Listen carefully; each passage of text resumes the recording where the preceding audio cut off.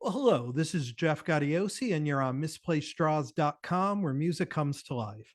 And my guest today is really one of the names that pops up when you talk about great hard rock singers of the 21st century. You know him from his work with Trans-Siberian Orchestra, Symphony X, Adrenaline Mob, Alan Land, and many others. He just put out his second record alongside Annette Olson and Magnus Carlson under the moniker Alan Olson. The record is called Army of Dreamers. It came out September 9th. And please welcome Sir Russell Allen. Welcome, Russell. Thank you. Thank you very much.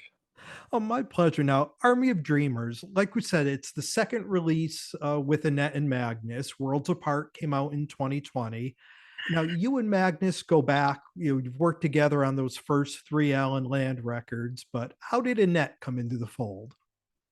Um, it was it was pretty much I believe the label's idea, or someone at the label thought it would be a great idea to pair us together, and I thought it was a great idea. I think we had done the Alan Landy stuff was always sort of at least the artwork and things like that, like the battle and pitting these two monster rock voices against each other, kind of a vibe.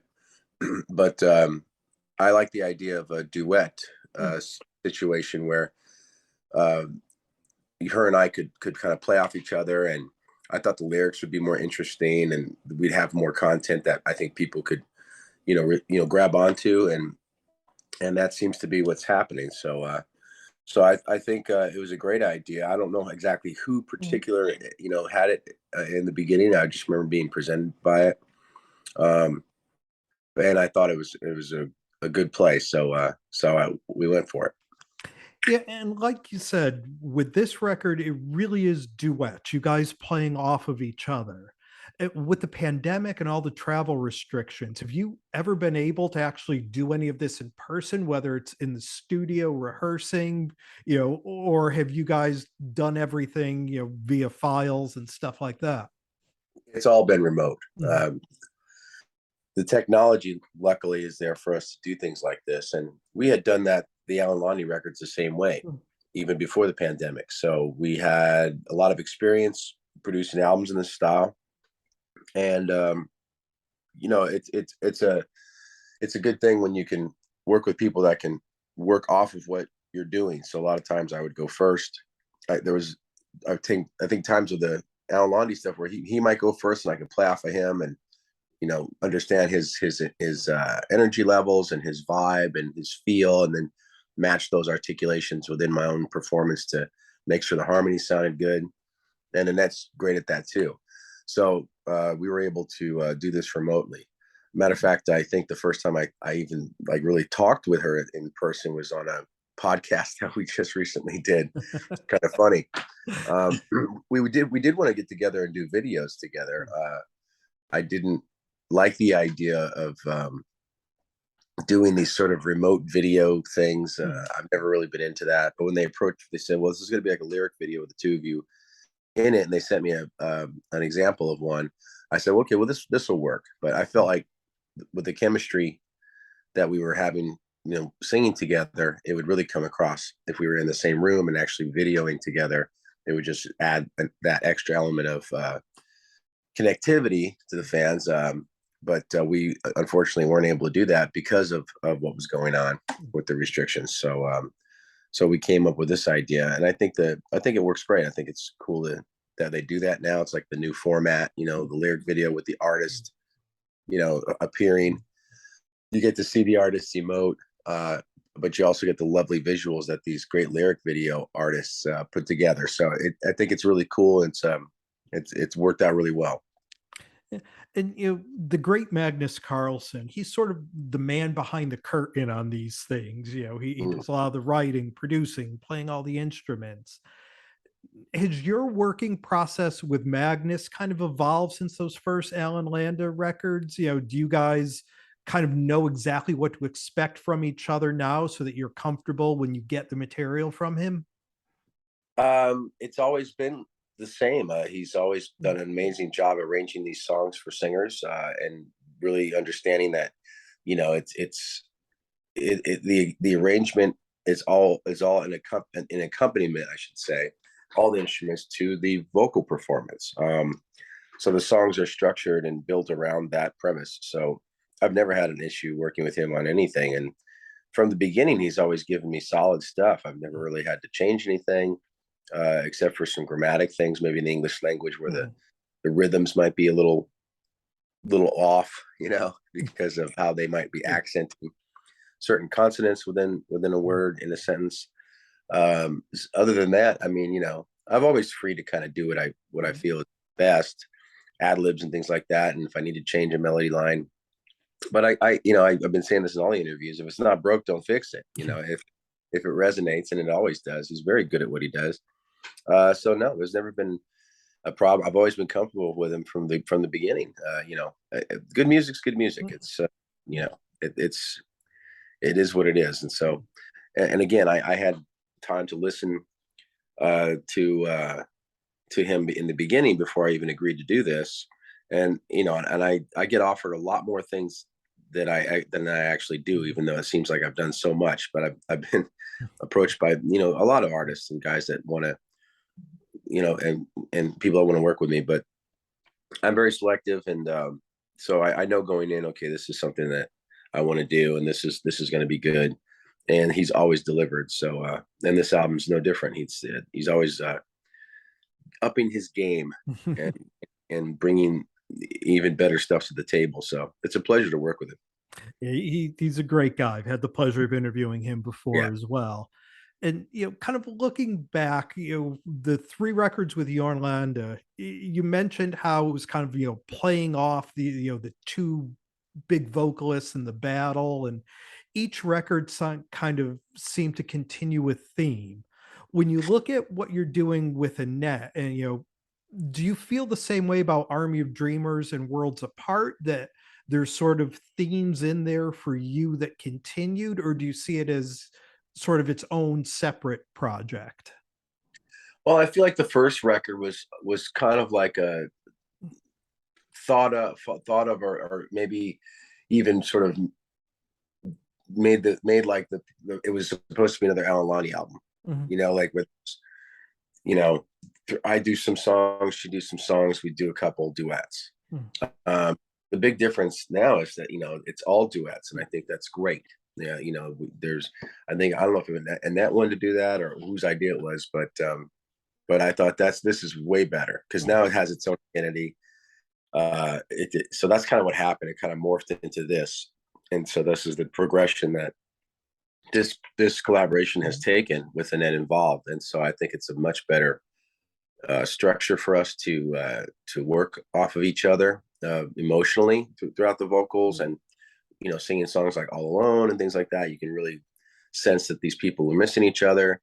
There's just a thing when you have two singers like us who are polar opposites in a lot of ways, not just physically and things like that, but also, she's from her Nightwish days, she's a very clean, more operatic style of singer. I'm a gritty old metal pirate, I can sing the clean stuff too, but I'm a power guy, and so it's like Beauty and the Beast, so that's kind of what we were going for, and I think it plays out great, the Beauty and the Beast angle with our collaboration, because it allows me to be powerful but also be vulnerable, working with her, and be able to sing those songs and have that sort of that emotional exchange with her in context of whatever we're singing about, whatever the story is. So I just think it's way more interesting. I think it's way more engaging, and people can really relate to it. I think it appeals to a larger base of people, because there is that male female thing going on, that people can, there's something there for everybody pretty much. And in terms of the relationships between people, something about the two of us doing this seems to attract people's attention in terms of like how we're interacting, things like that, which I always found to be very primeval, I guess you could say. There's just something about it. It's an interesting,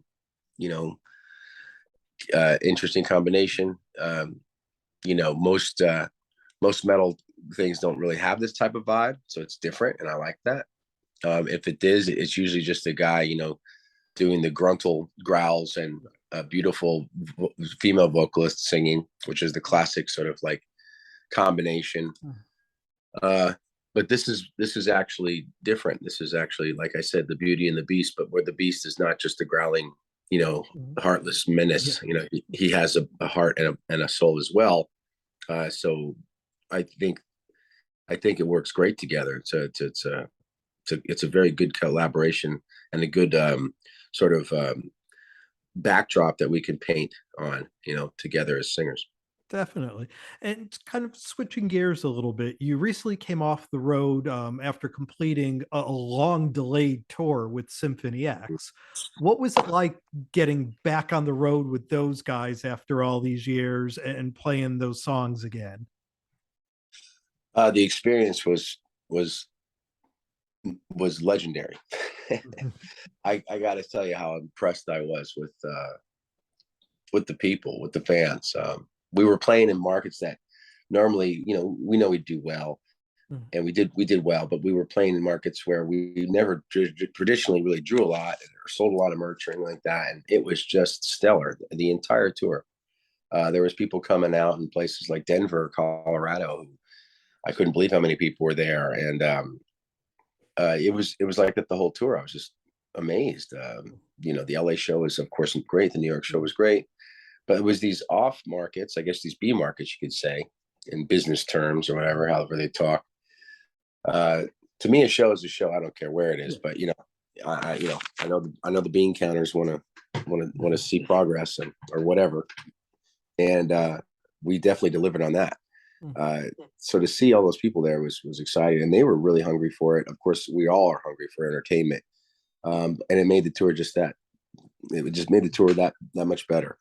So we had to get a great time, and then of course in South America we were down there playing in some of the places when we were at our highest points down. So we're kind of like back in those rooms again. It was pretty cool. I can't say enough how happy I am with the tours that we did do, and looking forward to doing some more with these guys. I think it was a great turnout, and I want to definitely keep the ball rolling with the band. I think we've touched on something that we have, that legacy / still relevant thing. It's really strange. Symphony X has always been sort of like that, though.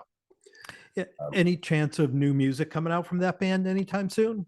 Yeah, we're looking at next year to get this thing all out there and done. But you know, that seems to be the plan right now. And we also mentioned your work with Trans-Siberian Orchestra, and it's hard to believe you've been with them for nearly a decade now on the road out here on the East.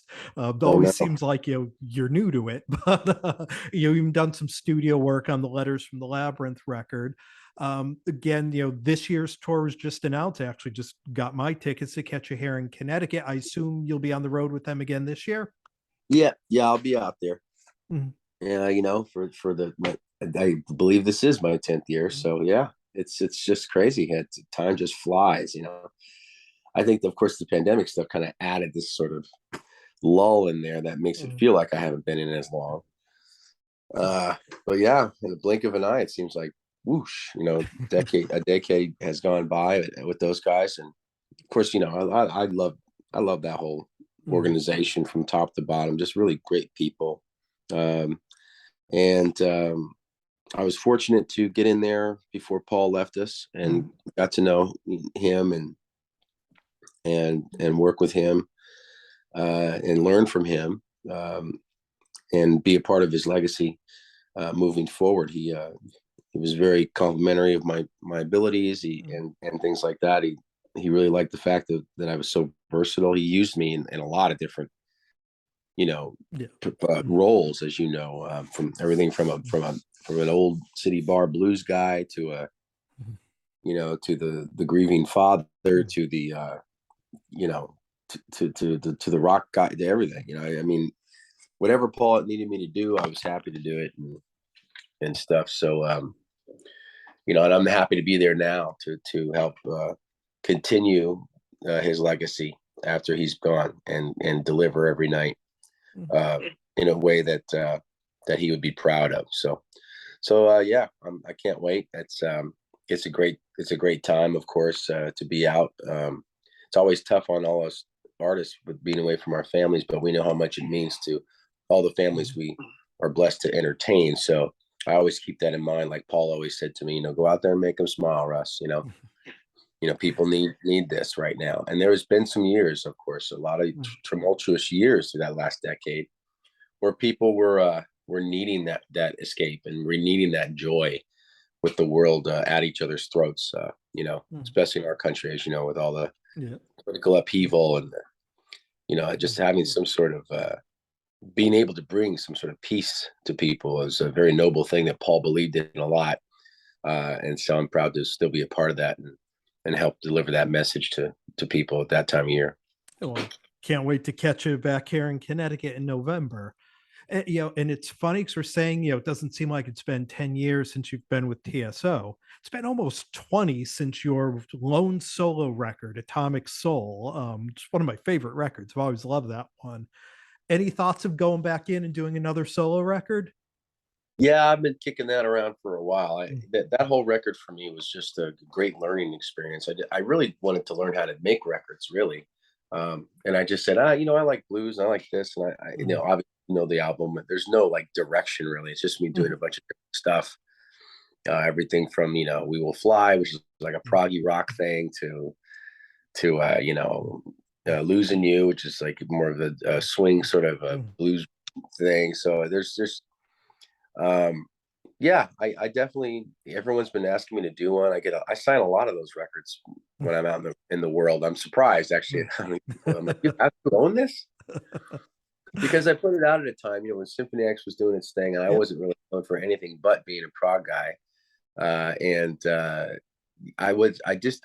didn't make it for any other purpose than to learn and to make music and produce music, play some stuff, and actually the art of recording. And I went with a very dry sound, as you know, to try and emphasize the fact that the vocal has no effects on it.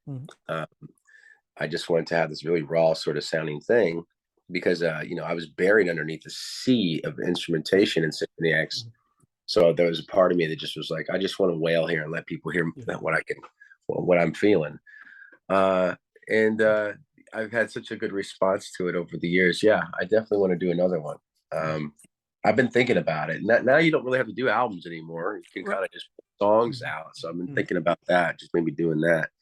But I know people enjoyed hearing me in that style, and I've been kicking around the idea with some friends, in Nashville, about doing something along those lines again. The Cry of Love guys really liked that record, and I was a big fan of those guys. Yeah. So who knows? Maybe I can work with those guys and come up with something cool, because they're all based out of there. That'd be a lot of fun. Yeah, but that first Cry of Love record is a classic. It's the best. Loved it when it came out. Yeah. And you're always known as Sir Russell Allen, and the rumor has it that it goes back to a former job you used to have. Do you care to elaborate how the nickname came about? Well, that was Arian's fault, So yeah, I used to be a knight at a place called Medieval Times here in New Jersey. I started out in California when I was in high school working for them. I was playing football, and I was linebacker at the time. I think I was playing linebacker as captain of the defense, and one of my defensive lineman guys, I think it was John Gaston was his name, and he said to me, "Hey Russ, they're looking for guys to work down at that Medieval Times place." I'm like, "Well, what is it? What is that?" I was like, "Well, knights and horses and stuff." And at the time, my mom was bugging me to get a job, because it was at that age where I was just, I need money to go out all the time. And I'm a big video game guy, right? I love video games. I love programming and all this sort of like geeky stuff that nobody really knows about me. And I got fired from the arcade that I was working at because I got caught playing the games, actually this other kid, he kind of, typical, come on, man, we won't get in trouble. Sure enough, he's like, he was 18, I was 16. The manager's like, I know he did this, but I need him because he's old enough. He can close the place legally or whatever. There's something. So they let me go. So I'm sitting, I got no job. Mom's pissed at me. John comes up that week, says about this thing. I go to an audition. At my time, my high school girlfriend goes, "Come on, we'll go to a riding thing and so you learn how to ride." So basically, all we did was go to one of those little trail, things where you get on like a half dead horse and he walks right behind the horse in front of him, and then you walk through the trail and you trot a little bit and you gallop. And I come back, I'm like, "Yeah, man, I could totally do this." So I go there, show up, and say, "Yeah, I can ride. Can you ride?" "Yeah, sure." They get me on a horse on a lunge line, which is basically a line where a guy stands in the center and a horse runs in a circle. And I just fell off the damn thing repeatedly, Guys like, "I thought you said you could ride." I'm like, "Well, not much, but try it again." Get up, off, bam, fall off. Try it again, bam, fall off. I get up, get on the horse again, like 4 or 5 times. The guy's, "All right, that's enough." I'm thinking, I'm not getting this job. Guy goes, "You're hired." I was like, "Really?" He goes, "Yeah. Now, I know you can't ride. We know that, but the fact that you got up and got back on the horse every single time, you're the type of guy we're looking for." I'm like, "Okay, what time do I start?" "You start at 5 a.m. tomorrow." So what I had to do in the beginning was learn how to groom the horses and care for the horses. It was a whole process before I even got on a horse. It was months of that. And then, of course, the stunt work stuff took a while. So it took me about 6 months really to get into the actual show where I was actually performing in the show. And that's how it all started. And I was with them for about 15 years. And so during that time when I was still working at Medieval Times, I had done the first Star One record with Arjen. And I had guested on one of his, I think the Universal Migrator record. And we got when I went out to see him and stuff, we got to talk, and I was still working out then. So I was actually doing my workouts in his backyard when I was over there, because I you have to like stay in shape to do that show, not just a physical shape, you have to do the moves. So it's like a dance. So I was like remembering all my moves and my fights, because I had to get right back home in a week and go back into a triple show cycle where we were doing like 3 shows a day every day but 2. So we were I was very committed so he was like, "Oh my God, Sir Russell Allen." Like, yeah. So then he put that on the darn album, and that was it, man. So from then on out, everyone was like, "Oh, he's a knight." I'm like, I don't have any official title or anything like a royal family anywhere on the planet. It's just that if you were a betting man and you put me on a horse with a lance and some guy who's been knighted by somebody these days, chances are I'm gonna win. So I'm more of the traditional knight than most knights out there today. There you so go. that was kind of like the ongoing joke too. But yeah. So I was trained in the Western martial arts by those guys, and I made a lot of great friends. My best friends I still keep in touch with them. So it's kind of like my college fraternity, if you will, of those group of people that I still have in my life, and I'm very grateful for that. Met my wife there. Oh, that's awesome. That place as well. Yeah. Nice. Yeah, it was great. It was a great experience. Nice. Well, we've been spending some time here with Sir Russell Allen. New record out with Annette Olson under the moniker Allen Olson. The record is called Army of Dreamers. It is out everywhere. It's a great record. It's a really good listen. It's a unique record. I think if you're into either of these singers, if you're into melodic rock, if you're into the duet, you're going to love this. Russell, thank you so much. We'll catch you on the road in a couple of months with TSO. Thank you very much. Awesome, man. Nice talking with you. You as well. Thanks. See you then. Bye. Bye.